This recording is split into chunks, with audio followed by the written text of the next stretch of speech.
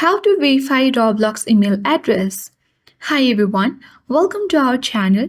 In this tutorial video, I'm here to guide you to verify your Roblox email address. Watch the video till the end and don't forget to subscribe our channel. Without any further delay, let's dive right into the video. First of all, launch and open your Roblox application on your device. Ensure to log in and sign in to the particular account. And once the application opens, you will land on this kind of interface where we have got add email button at top of the screen. But in order to verify your Roblox email address, tap the more icon at bottom right corner of the screen. Scroll down and here you can easily select settings, tap account info. Wait for a while.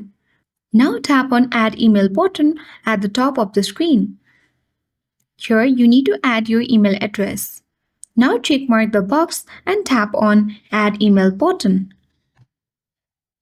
Now a verification code has been sent to your email. Tap on OK button and then check your email address. Now tap on Verify Email button. You have to wait for a while and then your email has been verified. So that's all for today. Hope this video helped you. If you are new to our channel, hit the like button and subscribe to our channel. Thank you for watching and see you in the next video.